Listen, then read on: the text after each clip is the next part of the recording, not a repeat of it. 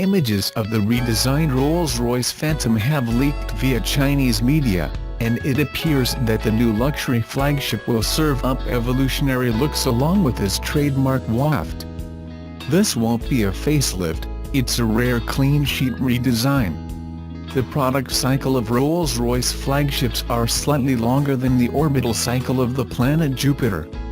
The Phantom will replace a model that has been on sale since 2003, back when people scribbled things on black and white Palm Pilots using an infuriating new short-form alphabet they had to learn.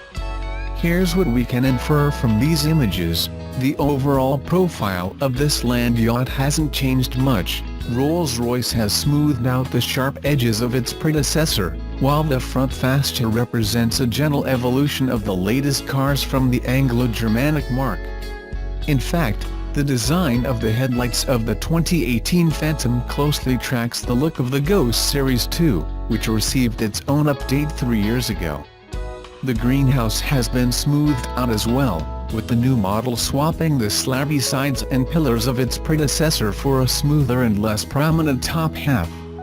The window sills may have moved up a bit to compensate for a visually smaller wheelhouse, but the Phantom is not expected to lose interior square footage.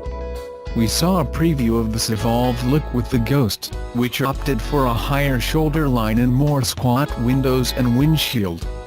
It's a look that favors interior privacy, offering less side glass. If the front fascia looks like it's missing something important, your mind is not playing tricks on you.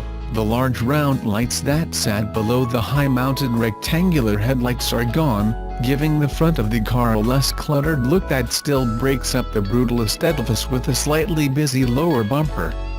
The monolithic grille has been updated with thicker vertical slats. The chrome portion of the grille now extends down to the license plate niche. Curiously, this integrated license plate niche is for a European format plate, which means that most others will not fit into that recess. The previous Phantom did not feature such an integrated recess and left the front license plate issue up to the owners.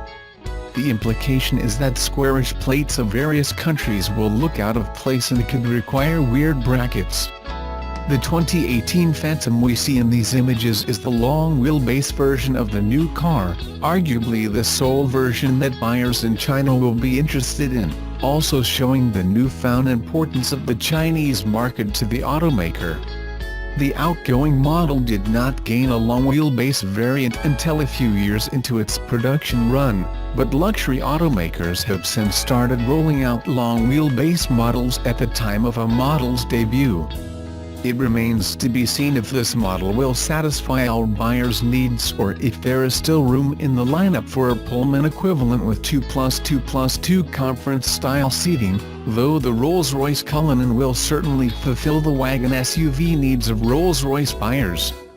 When it comes to the interior, it appears that Rolls-Royce is keeping the proportions and look of the outgoing model, with a large thin steering wheel and an uncluttered center stack topped by round AC vents.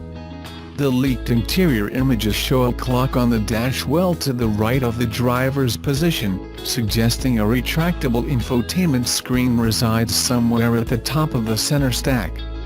When it comes to engines, the Phantom is still expected to be powered by a V12, but the question is whether it will be the 6.6-liter V12 borrowed from the Dawn or an evolution of the trusty but rusty 6.75-liter V12. Corporate parent BMW has no shortage of V8s at the moment, but we still don't anticipate them making their way into the Phantom or its smaller ghost brother. Of course, there is no telling what will happen over the entire course of the product cycle.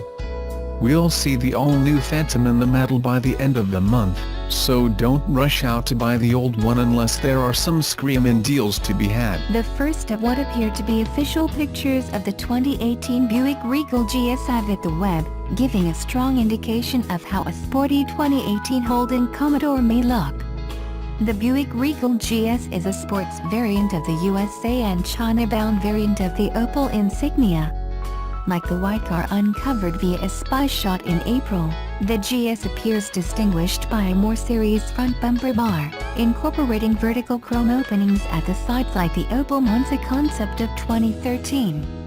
Dark alloys, Brembo brake calipers and skirts also help it stand out from the regular vehicle. The US market GS will receive the same 230 kilowatts V6 and 9-speed automatic AWD drivetrain as top-line Commodores in Australia, while the Chinese GS will reportedly feature an upgraded version of the 191 kilowatts 2.0-liter turbo available in other models. European OPC and VXR insignias are also tipped to receive this more powerful engine, but it's unknown if they will adopt the Regal GS styling or something more serious, as spy shots seem to indicate. Whether Holden specifies this appearance package for Commodore or Calais is unknown at this point as well, but prototypes with the lower bar camouflaged have been doing the rounds locally for some months now. As we confirmed earlier in the year, the SS nameplate will be retired. Mercedes-Benz has unveiled its new X-Class Ute, a model said to be the most powerful and polished pickup on sale. Capitalizing on the immense popularity of dual-cab four-wheel drive utes in Australia and beyond, Mercedes Commercial Vehicles Division partnered with Nissan to build a Benz-badged ute based on the latest Navara. Available in 3 trim lines named Pure, Progressive, and Power, the X-Class is powered by a choice of 3 engines. Entry-level X220D and mid-grade X250D models get Nissan-sourced 2.3-liter 4-cylinder turbo diesel engines that offer 120 kilowatts per 403 Nm and 140 kilowatts per 450 Nm outputs in rear-wheel drive or 4-wheel drive layouts, combined with Nissan 6-speed manual and 7-speed automatic transmissions.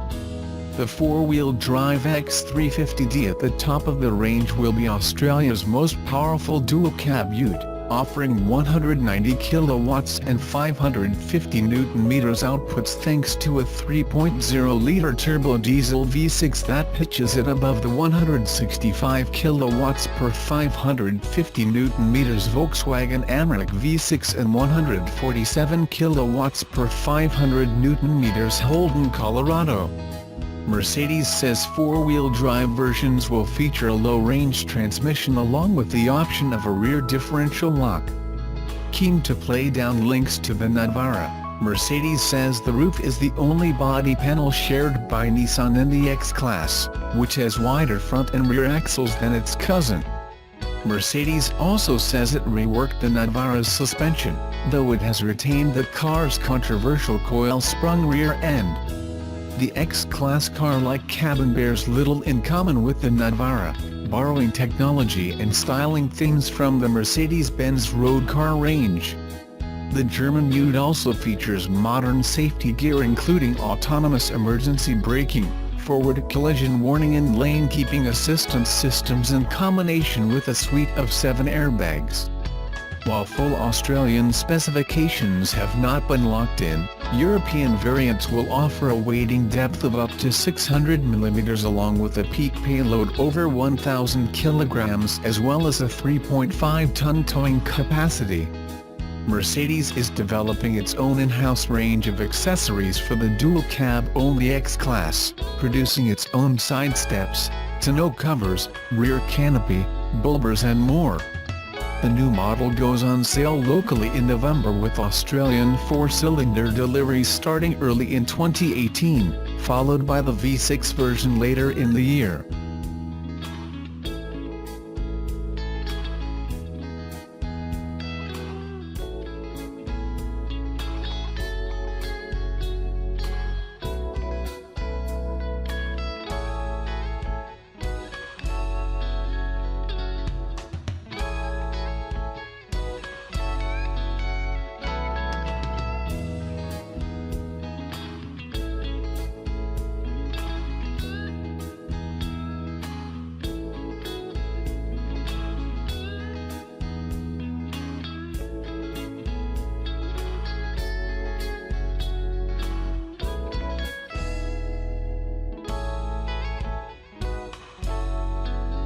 petrol variants of Audi's popular A4 and A5 models have been removed from sale across Europe as the firm seeks to get them retested using official fuel economy tests. Software updates made to the 3.0-liter TFSI V6 engine used in the S4 and S5 models means they're now thirstier than before, and Audi could be in trouble with EU regulators if it markets these cars without putting them through the official new European driving cycle test first. A mild hybrid system has been added to the 2.0-liter petrol, meaning this too is to be retested. Reports suggest that, although most manufacturers suggest this reduces fuel consumption, Audi has said the 12-volt system will actually make its A4 and A5 slightly heavier on fuel. A stop sale order was issued by the German government, reports Motoring, and affects sales within all European Union countries. This is believed to include the UK, awaiting confirmation from Audi UK as to whether this is the case. Sales will be halted for 4 to 6 weeks until the affected cars can be retested for fuel economy and emissions. Audi is still suffering in the wake of the Dieselgate emissions scandal, so leaving it without petrol derivatives of two of its most popular models for nearly 2 months could hit sales hard. Last week, the German manufacturer held an inaugural Audi Summit event in Barcelona. During the show, it showcased its latest technology along with plans for the future and the new A8 luxury saloon.